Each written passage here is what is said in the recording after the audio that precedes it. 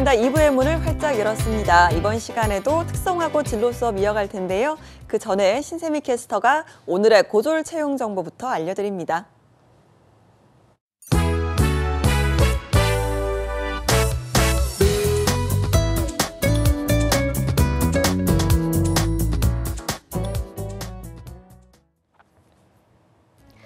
네, 취업 정보 알려드림의 신세미입니다. 고졸 이상의 공기업 및 공공기관 채용 소식입니다. 먼저 그랜드 코리아 레저에서는 2019년 청년 인턴을 모집하고 있습니다. 고졸 이상으로 만 19세 이상, 만 34세 이하인 분들이 지원할 수 있는데요. 지원서는 1월 28일 오전 10시까지 받습니다. 다음으로 교통안전공단에서는 자격시험 사무 보조를 담당할 서울 본부에 청년 인턴을 모집하고 있습니다. 학력과 성별에 제한이 없고요. 만 15세 이상, 만 34세 이하인 분들이 지원할 수 있습니다. 모집 기간은 1월 28일 오후 6시까지입니다. 그리고 경남 신용보증재단에서는 6급의 신입 직원을 채용하고 있는데요. 학력과 전공, 성별, 연령에 제한이 없이 모두 지원할 수 있고요. 지원서는 1월 31일 오후 6시까지입니다. 마지막으로 한국출판문화산업진흥원에서는 일반 행정의 정규직을 모집하고 있습니다. 학력과 연령 제한이 없고요. 지역 인재와 또 보훈 대상자를 우대하고 있습니다. 모집 기간은 2월 1일까지입니다. 이상으로 취업 정보 알려드림의 신세미였습니다.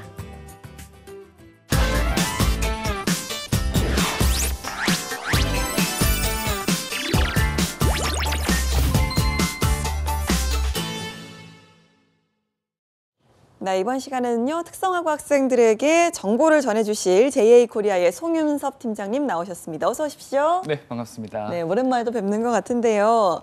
지난번에 첫 방송을 하셨잖아요. 첫 네. 출연하시고 이 두 번째 출연이신데 주변에서 따로 반응은 좀 있었습니까? 사실 주변 지인들한테 네. 알리긴 했는데 뭐 크게 반응이 없었고 네가 네. 그 정도 반응? 그래서 인생에 왜죠? 큰 변화는 없었던 것 같아요. 좀 반가워하시다든지 모니터링을 해주신다든지 이런 건 없었습니까? 방송 자체에 대해서 네, 그리고 예. 함께 진행하는 아나운서님에 대해서 오히려 관심을 많이 가지시는 네. 그런 불상사가 일어나서 개인적으로 좀 불상사군요. 아쉬웠는데 네. 저한테 관심이 그렇게 크지 않은 것 같아서 좀 아쉬웠는데 네. 이번 주부터 더 열심히 해보려고 네. 오늘 방송은 좀 있습니다. 팀장님께 많이 좀 집중을 해주셨으면 좋겠습니다. 네. 자, 지난 시간에 이제 미래 인재에게 필요한 핵심 역량이죠. 4C 네. 맞습니까?에 대해서 좀 알려주셨는데요. 어떤 내용인지 다시 한번 좀 짚고 저희가 이야기를 이어갈까요? 네. 그 미래 사회에서 핵심 인재가 되기 위한 핵심 역량 4C라고 말씀드렸는데요. 알파벳 C로 시작되는 4개의 단어입니다. 네. 화면으로 하나 설명해드리면요. 먼저 크리에이티비티라고 창의성인데요. 새로운 것을 만들어내거나 이를 수행하기 위해서 새로운 방식을 시도할 수 있는 능력이 되겠습니다. 그리고 크리티컬 싱킹이라는 게 있는데 비판적 사고입니다. 판단을 하기 위해서 논리나 추론을 사용하는 그런 과정이죠. 커뮤니케이션은 의사소통이고요. 생각이나 질문, 아이디어 해결책을 공유하는 과정이 되겠고요. 마지막으로 콜라보레이션이 있습니다. 협력이고요. 목표를 달성하기 위해 함께 일하는 것.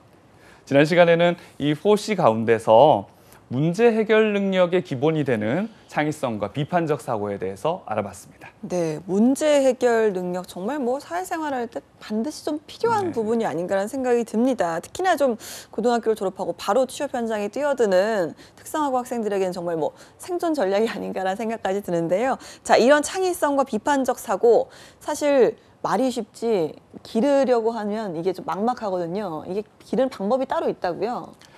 네. 사실 창의성과 비판적 사고는 결국에는 문제 해결을 위한 것이거든요. 네. 간단하게 구성된 3단계 문제 해결 도구를 한번 보여드리겠습니다. 네, 1단계 확인인데요. 일단 문제가 뭔지 알아야 해결책을 생각할 수 있는 거잖아요. 그래서 문제와 원인에 대해서 정보를 수집하는 단계입니다. 자, 그리고 두 번째 분석인데요. 각 해결책의 장단점을 분석해 보는 거예요. 최대한 창의적인 해결책이 좋겠죠. 그리고 단점보다는 장점이 많은 것을 선택해야 될 겁니다. 사실 이런 창의적인 해결책을 갑자기 찾아내는 게 그렇게 쉽지는 않은데요. 네. 저 같은 경우에는 비주얼 싱킹이라고 해서 생각이나 이미지를 네, 직접 종이에 표현해 보는 거예요. 그렇게 단어도 써보고 적어보다 보면은 또 새로운 생각, 좋은 생각들이 떠오르기도 합니다. 네, 그리고 이어서 3단계 마지막 행동인데요. 위에서 진행한 대로 분석이 끝났으면은 마음을 정하셨으면은 실제로 열심히 행동해서 목표를 이뤄야 되겠죠. 네, 그런데 사실 이 뭐 창의적 비판적 사고를 통한 해결책이라는 게 사실 굉장히 좀 주관적이잖아요. 그러니까 이게 최선인지 아닌지에 대해서 어떻게 좀 알 수 있고 확신을 할 수 있는 걸까요? 네, 사실 그 말씀이 정확한데요. 네. 무엇이 최선인지 당장 알 수 있다면 그게 그렇게 어렵진 않을 거예요. 사실 그리고 저희가 인생 살면서 어떤 중요한 선택이라는 것도 시간이 좀 지나봐야 이게 잘 된 건지 또 잘 못 된 건지 알 수가 있는데요. 그런데 직장에서는 그게 그렇게 어렵지 않을 수도 있을 것 같아요. 왜냐하면 기업에서는 매출이나 어떤 실적이라는 모습을 통해서 여러분의 선택 그리고 그 행동의 결과가 바로바로 나타나게 되니까요. 그리고 여러분이 직장에서 일을 하시면 여러분의 직장 상사나 동료들이 항상 지켜보고 있습니다. 네. 그래서 그 결과들이 어떻게 나타나는지 어떤 결과를 보이는지 네. 뭐 실시간적으로 판단받을 그럼요. 수 있고요. 네, 평가를 해주실 겁니다. 그래서 제가 방금 말씀드린 그런 3단계 문제 해결 도구를 활용해서 하나의 사례에 대해서 어떤 창의적인 네. 해결책을 도출해보는 연습 한번 네. 해보면 좋을 것 같아요. 네. 자, 상황이 만약에 학교 체육대회에서 여러분이 매점 운영을 담당하는 학생의 임원이라고 해볼게요. 이 매점은 핫도그나 사탕, 과자, 그리고 햄버거 같은 것들을 판매를 하는데 그래서 교대 시간에 제가 이제 담당이라서 가서 매점을 운영하고 있는데 문득 깨달은 거죠. 아, 우리 매점에 지금 햄버거 만드는 고기 패티가 없구나. 네. 그런데 이 매점에서는 사실 고기 패티가 중요한 거였어요. 왜냐하면 햄버거가 가장 많은 매출을 올려주는 핵심 아이템이었거든요. 네. 이런 경우에 조선현 아나운서께서는 어떻게 하시겠습니까? 저라면 핫도그, 사탕, 과자, 햄버거가 있잖아요. 이제 햄버거를 대체할 수 있는 게 핫도그다 보니까 이 핫도그에 대한 마케팅에 열을 올릴 것 같아요. 일단 교대를 한 다음에 이 핫도그 얼마나 맛있는지 그 학교에서 가장 좀 영향력 있는 인플루언서 같은 학생들 찾아서 이걸 들어라, 이걸 먹어라라고 홍보한 다음에 이제 그렇게 좀 다른 재료들을 팔고 다른 시간에 이제 뒤로 햄버거 재료를 좀 공수해 오지 않을까라는 생각이 드네요. 좋습니다, 좋습니다. 굉장히 창의적인 분이시네요. 그렇습니까? 네. 역시 사회생활의 경험이라는 게 이렇게 대단한 겁니다. 네. 굉장히 창의적인 좋은 아이디어가 나왔는데요. 사실 학생들은 대부분 그렇게 생각을 합니다. 햄버거 패티가 없구나. 그럼 패티를 사러 가야지. 당장 그렇게 생각하기가 쉬운데요. 이것도 역시 제가 도표로 설명을 한번 드려볼게요. 먼저 문제 해결의 확인 단계입니다. 햄버거 고기가 없다는 사실을 인지했어요. 그런데 이것은 매출을 올리는 요인이 상실됐다는 의미죠. 자, 그리고 분석입니다. 조소연 아나운서께서 말씀하신 것처럼 해결할 수도 있겠지만 대부분 햄버거 고기를 사러 간다. 이게 먼저 생각나는 답일 것 같아요. 그런데 이 선택은 사실 좀 허점이 있어요. 사러 가는 시간도 필요하고 또 이동 수단이 필요할 수도 있고요. 그리고 그 매점 비우는 동안 손님이 오시면 뭘 팔 수가 없잖아요. 그렇죠. 예. 그리고 그 외에도 다른 선택, 햄버거를 팔지 않는다 이런 극단적인 선택을 하는 분들도 있을 수 있습니다. 가장 쉽고 편안하고요. 그리고 그렇지만 가장 큰 매출을 올리는 상품을 포기한다. 그리고 다른 햄버거의 재료까지 이게 버리게 되는 선택인데 여러분이 기업의 CEO라면 이런 직원을 좋아하실까요? 안 하실 것 네. 같아요. 예. 그래서 창의적인 해결책으로 학생들이 많이 얘기하는 게 그냥 가지고 있는 재료를 사용해서 새로운 햄버거 만들면 어떨까요? 이런 얘기들을 많이 해요. 예를 들면은 채소 치즈버거 그런 건데 뭐 이렇게 하면은 패티를 사러 가는 시간이나 노력이 필요하지도 않고 다른 햄버거 재료들도 버리지 않게 되니까 언뜻 보기에는 굉장히 좋은 창의적인 해결책이라고 할 수 있겠죠. 하지만 고객들은 고기 없는 햄버거 좀 당황하지 않을까요? 그렇죠. 네. 그래서 저도 이제 감정이입을 좀 해서 저라면 어떻게 선택을 할까 좀 생각을 해봤는데요. 네. 사실 저로서는 채소 치즈버거 이런 거는 고기 없는 햄버거는 도저히 상상이 안 되는 그런 사람이라 그렇다고 패티를 사러 가자니 너무 시간이 걸릴 것 같고요. 그래서 저도 고민이 좀 됐었는데 학교에서 실제 수업을 진행할 때 학생들이 얘기했던 가장 창의적인 답변을 하나 말씀드리면은요. 네. 이 학생은 우리 가게에서 파는 다른 품목들에 집중을 했습니다. 여기까지는 조소연 아나운서 말씀이랑 네. 똑같아요. 그런데 이 친구는 햄버거를 위해서 핫도그를 희생시키는 결정을 합니다. 아, 네. 그 핫도그 안에 보면 햄이나 소세지가 들어가잖아요. 그걸 잘라서 햄버거의 고기 햄버거의 패티 고기 대신, 대신 쓴다는 거죠. 오. 괜찮은 아이디어다 생각을 진짜 했어요. 햄버거네요, 그러면. 햄을 넣은 네. 햄버거죠. 맞습니다. 네. 이것도 오. 창의적이지 않나요? 그쵸. 괜찮은 방법인데요, 그것도. 네, 네. 알겠습니다. 그러니까 모든 걸 좀 만족시킬 수 없어도 그 상황에서 최선을 좀 선택하는 게 요점이라는 말씀이시죠? 예, 맞습니다. 네. 사실 모든 것이 완벽하게 갖춰진 상태에서 본인이 원하는 대로 선택할 수 있다면 그거는 문제 상황이 아닌 거죠. 예. 그런데 여러분 직장에서 일하시다 보면은 하루에도 수십 번씩 문제 상황에 직면을 하시게 될 겁니다. 더 많을 수도 있고요. 그런데 그걸 해결하는 게 기업이 여러분들께 바라는 좋은 직원의 모습일 거고요. 여러분의 그게 할 일입니다. 그런데 대부분의 상황의 문제 해결 방식이 답이 명확하게 있지 않아요. 앞에서 말씀드렸던 그런 햄버거 케이스에서도 보듯이 뭐가 가장 좋을지 그거는 미지수이기 때문에 똑같은 문제 상황에 대해서도 A 기업과 B 기업이 대처가 다르게 나타나기도 해요. 그런데 이제 여러분의 성향 그리고 여러분 기업이 어떤 태도와 어떤 관점을 가지고 있느냐에 따라서 거기에 따른 행동과 결과가 달라지게 되는 것이죠. 그런데 분명한 것은 여러분이 신입사원으로서 그리고 한 직장의 조직의 일원으로서 항상 창의적인 마인드를 바탕으로 분석을 통해서 문제 해결 능력을 갖춰야 된다는 것. 그것은 꼭 강조를 하고 싶습니다. 알겠습니다. 이렇게 좀 미래인재 핵심 역량 4C 가운데 창의성 그리고 비판적 사고에 대해서 알아봤는데요. 다음이 이제 세 번째 능력이잖아요. 네. 의사소통 능력. 이것도 정말 중요한 능력 중에 하나인 것 같아요. 의사소통 능력 어쩌면 가장 중요하다고 예. 볼 수도 있겠네요. 이게 없으면 정말 네. 힘들어지죠, 사회생활이. 네. 사회생활이 힘든 이유 중에 하나죠. 네. 학생들이 가장 어려워하는 부분이기도 하고요. 사실 미래 핵심 역량 중에서 의사소통 능력이라는 거는 갈등 해결의 기본이 되기 때문에 중요한 겁니다. 사회생활이라는 게 갈등이 참 많이 일어나고 특히 회사 생활이라는 것은 더더욱 그럴 텐데요. 직장 생활에서 의사소통하는 게 기본적으로 사회에서 의사소통을 하는 거랑 차이가 있기 때문에 학생들이 좀 더 어려워하지 않나 그런 생각이 들어요. 네. 기업은 개인적인 이익이 아니라 기업의 이익을 우선으로 생각하는 곳이고요. 그래서 여러분들이 직장에서 전문성을 인정받고 또 상사나 그리고 여러 고객들로부터 존중받는 그런 사람이 되기 위해서 커뮤니케이션을 노력을 해야 되는 그런 태도가 필요하고요.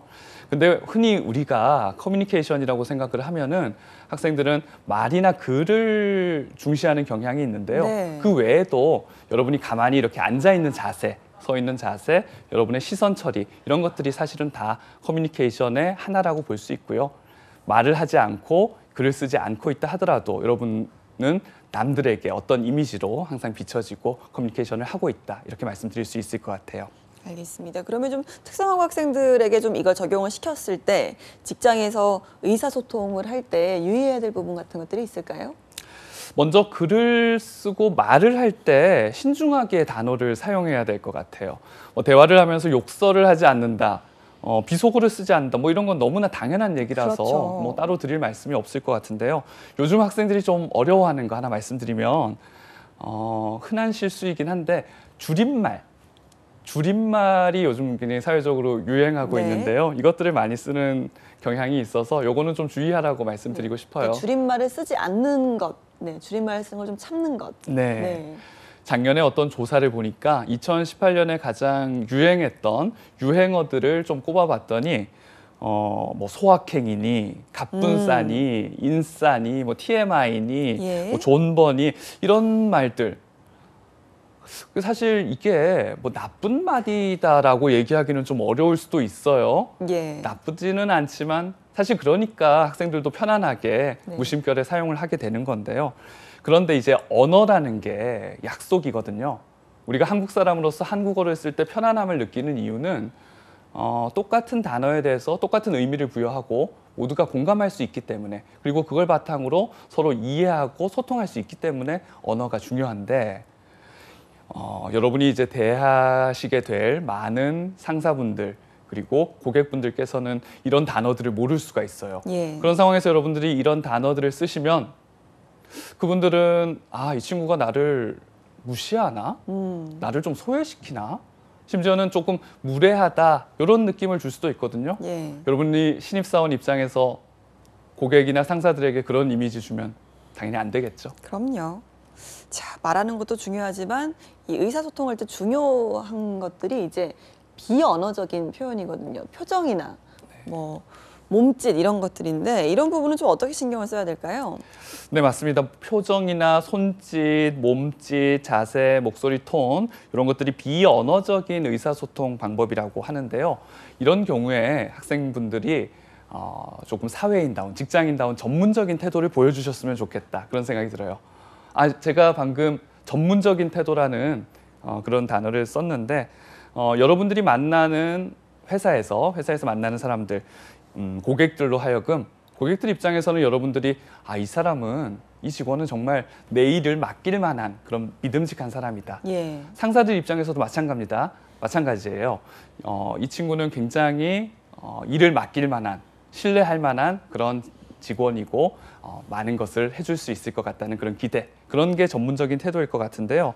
여러분들이 온화하고 자신감 있는 표정, 그리고 여유 있는 손짓, 그리고 편안하고 정중한 자세, 그리고 안정적이고도 또박또박 말하는 그런 톤을 갖춘다면은 여러분은 여러분이 가진 능력보다 훨씬 더 직장에서 인정받고 또한 고객들로부터도 사랑받는 그런 직원이 되지 않을까 생각을 합니다. 알겠습니다. 이게 좀 의사소통이라는 게 어쨌거나 남들과 언어와 또 비언어적인 요소들까지 다 사용해서 소통을 하는 거잖아요. 네. 일방향적인 게 아니라 듣고 말하고 듣고 보내고 이런 것들인데 이런 부분에 있어서 또 주의해야 될 게 있을까요? 사실 말씀하신 대로 듣고 말하고 주고 받고 이런 상황이기 때문에 가장 중요한 게 있습니다. 바로 경청이에요. 그렇죠. 너무나 많이들 들으셨을 거고 그래서 식상하실 수도 있지만 그래도 너무나 중요해서 강조하지 않을 수가 없어요. 제가 좀 쉽게 스포츠에 좀 비유해서 말을 해볼까요? 제가 야구를 좋아하는데요. 네. 여러분이 만약에 타석에 있는 타자라고 칩시다. 투수가 던지는 공을 잘 쳐야 홈런이든 안타든 만들어낼 수 있는데요. 여러분도 직장 생활에서 의사소통 과정에서 안타나 홈런을 만들기 위해서 여러분이 아무리 빠르게 배트를 휘두를 수 있다고 해도 소용이 없어요. 아무리 힘이 세다고 해도 소용이 없어요. 공을 맞추지 못하면 여러분은 안타나 홈런을 만들어낼 수가 없습니다. 그냥 헛스윙이 되는 거예요. 대화도 똑같습니다. 여러분이 말을 잘 하려면 일단은 잘 듣는 귀가 있어야 된다. 이렇게 말씀드리고요. 말을 잘하는 입은 그 다음이에요. 때로는 이런 경우도 있더라고요. 그냥 상대방의 말을 잘 들어주는 것, 그냥 경청해주는 것만으로도 많은 갈등들이 해결되기도 한다. 네. 그런 측면에서 여러분들 꼭 경청이라는 것 마음에 새기셨으면 좋겠습니다. 알겠습니다. 오늘 저희가 직업 방송인데 종교 방송으로 보시는 분들도 계시지 않을까 생각이 드는데 정말 목사님 말씀 듣는 것처럼 이렇게 또박또박 말씀해 주시니까 저도 모르게 자꾸 이렇게 경청을 하게 되네요. 제가 오늘 커뮤니케이션 내용이라 제가 조금 더 또박또박 네네. 천천히 잘 말하려고 네. 굉장히 노력하고 있습니다. 알겠습니다. 네. 네. 그러면 저희가 또 의사소통을 위해서 알아야 될 다른 방법이 있을까요? 네. 학생들이 조금 주의하셨으면 하는 것들 조금 더 추가로 말씀드리면요. 요즘에는 이메일이나 전화, SNS 등 직접 사람이 보고 얘기하는 게 아니라 언어적인 방법이 아닌 비언어적인 의사소통 수단이 굉장히 활성화돼 있거든요. 네. 그런데 이때는 여러분의 표정이라든지 손짓, 몸짓을 보여줄 수 없기 때문에 그래서 오해가 많이 생기는 것 같아요. 사실 만나서 대화할 때는 웃길 수 있는 얘기들도 글이나 문자로 보냈을 때는 그게 싸움이 되기도 하거든요. 네. 혹시 조소연 아나운서께서는 뭐 친구들이랑 SNS나 뭐 문자 메시지, 뭐 메신저로 대화하면서 이런 경우는 없으세요? 많죠. 굉장히 네. 많죠. 뭐 그런 거죠. 결국 아버지가 방에 들어가셨는지 네. 아버지 가방에 들어가셨는지 이런 의미도 있고 또 이게 또 직접 대면해서 하는 말이 아니다 보니까 작은 말도 굉장히 좀 큰 감정 싸움으로 번지게 되는 것도 많은 것 같아요. 맞습니다. 저도 얼마 전에 친구한테 가볍게 농담으로 했던 얘기인데 네. 친구가 그걸 굉장히 정색하고 진심으로 받아들이는 바람에 네, 분위기가 갑분싸. 굉장히 갑분싸. 갑자기 분위기 싸해져서 네. 좀 곤란했던 적이 있었거든요. 네. 예. 학생들도 직장에 가시면 신입사원이 되시면 이런 점들 좀 조심하셨으면 좋겠고요. 그리고 어떤 친구들은 직장 상사나 동료들에 대한 험담을 네. 메신저 상에서 하다가 아이고, 잘못 보낸다든지 그렇죠. 네, 아니면 그걸 이제 온라인을 켜놓고 가느라 네. 들킨다든지 그분이 계신 팀장님이 계신 방에서 그런 얘기를 하면 안 되는 거였는데 그러니까요. 직장 생활 정말 힘들어집니다. 그렇죠. 조심하셔야 단톡방에서 돼요. 그런 경우는 많잖아요, 다들. 그러니까 꼭 막 욕을 한다기보다도 실수를 하는 경우는 사실 많기 때문에 저는 중요한 단톡방은 배경화면을 바꿔놓습니다. 아, 예, 말 조심해야 된다 이런 배경화면을 꼭 바꿔놓거든요. 그런 아이디어도 네. 굉장히 좋을 것 네, 같습니다. 근데 일단은 사실 그런 부분에 있어서 하지 않는 것만큼 좋은 예방책은 없는 것 같아요. 네, 그냥 긍정적인 마인드로 뭐 상대방에 대한 험담을 하기보다는 그냥 좋은 얘기하고 좋은 생각하면은 애초에 그럴 일이 없으면은 가장 좋겠죠. 알겠습니다. 그리고 또 하나 학생 여러분들이 그 SNS의 어떤 프로필 사진이나 상태 메시지에 좀 부정적이거나 남들이 봤을 때 좀 이상할 수 있는 그런 것들을 올려놓는 친구들도 있는데요. 그런 것도 여러분이 이제 개인이 아니라 한 직장의 일원인 조직원이기 때문에 사회생활을 하는 분들이기 때문에 그런 것도 좀 조심은 해야 되는 게 좋겠죠. 네. 알겠습니다. 좀 새삼스럽지만 이런 의사소통 역량이라는 게 핵심 인재가 되는데 왜 중요할까요? 네, 직장에서는 의사소통 능력이 좋은 직원을 원합니다. 그게 결국에는 갈등 상황을 해결할 수 있는 능력이기 때문에 그런데요. 자, 여기서 잠깐. 갈등이라는 단어의 어원을 알고 계신가요? 갈등이라는 네. 어원이요. 네, 여기서 갈등이라고 하는 거는 네. 갈자는 그 우리가 칡뿌리 할 때 그 덩쿨. 칡이고요. 네네. 넝쿨이 이렇게 자라면서 올라가는 예. 칡이고 갈이라는 거는 등나무, 저희 벤치 같은 데 많이 예. 있는 그런 등나무인데요. 칡이라는 식물은 원래 왼쪽 방향으로만 계속 감으면서 자라고요. 등나무는 오른쪽 방향으로만 계속 감으면서 자란다고 해요. 네. 그러다 보니까 서로 진로가 부딪히게 되는 거죠. 그래서 둘 다 제대로 자라지 못하는 그런 상황이 되는 건데 영어로도 좀 비슷한 것 같아요. 커뮤니케이션이라는 단어 자체가 함께 나눈다, 공유한다 이런 뜻이 있는 것 같은데 직장 생활이든 우리 개인 생활이든 사실 갈등이 없을 수는 없어요. 하지만 회사라는 곳에서는 특히 우리가 함께 서로 성장하고 또 발전해야 하기 때문에 갈등 관리 기술이 필요하고요.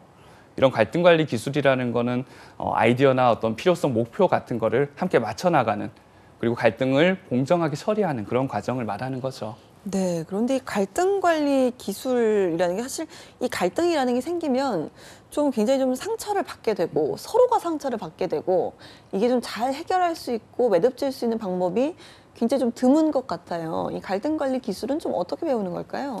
네, 사실 이런 게 굉장히 좀 쉽지는 않기 때문에 저희 JA 코리아에서 효과적인 갈등 관리 방법이라는 그런 교재 프로그램을 가지고 효과적이고 또 비효과적인 그런 갈등 관리 방법에 대해서도 학생들한테 알려주는 수업을 하고 있는데요.